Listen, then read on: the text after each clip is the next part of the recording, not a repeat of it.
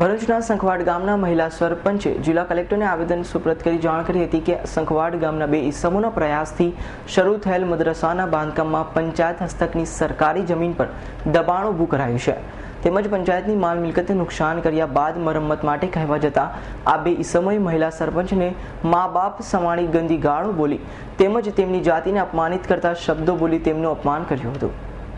ભરૂચ તાલુકાના સંખવાડ ગામે કેટલાક મુસ્લિમ અસામાજિક તત્વો દ્વારા મદ્રસાનું બાંધકામ શરૂ કરવામાં આવ્યું હતું, જેના કારણે પંચાયતની માલિકીની જમીનમાં પંચવટી કમ્પાઉન્ડ કૂવા ઉપર જવા માટેનો આરસીસી રોડ, પ્રાથમિક શાળાને પાણી પૂરું પાડતી પાણીની લાઇન તથા આંગણવાડીના શૌચાલયનો ખાડકો તોડી પાડી મદ્રસાની ઇમારત માળવાનું શરૂ કરવામાં આવેલું હતું।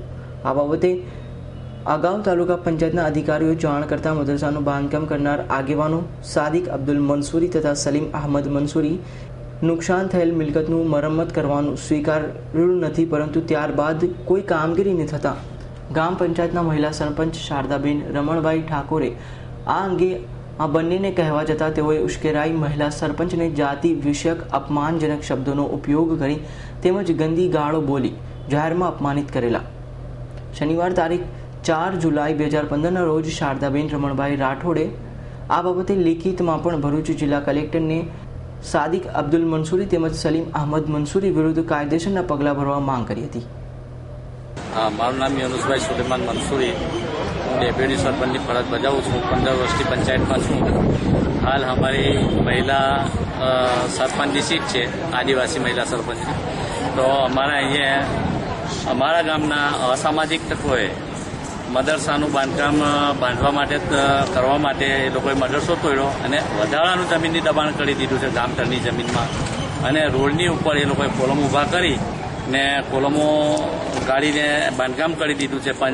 ડેપી પર જવાનો અને કૂવા પર જવાનો રોડ તોડી નાખ્યો છે, પંચવટીનું કમ્પાઉન્ડ પણ તોડી નાખ્યું છે, અને કબ્રસ્તાનમાં જવાનો રોડ પણ તોડી નાખ્યો છે, અને પાણીની લાઈન સ્કૂલમાં જે જતી હતી તે પણ આજે તોડી નાખેલી જ છે।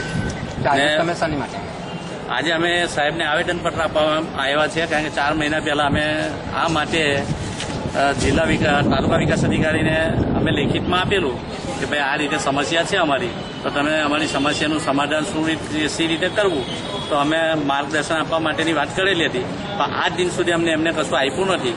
એટલા માટે જ અમારે અહીંયા કલેક્ટર ઓફિસે આવવું પડ્યું છે। અવી સૈયદનો રિપોર્ટ, S9 ન્યૂઝ, ભરૂચ।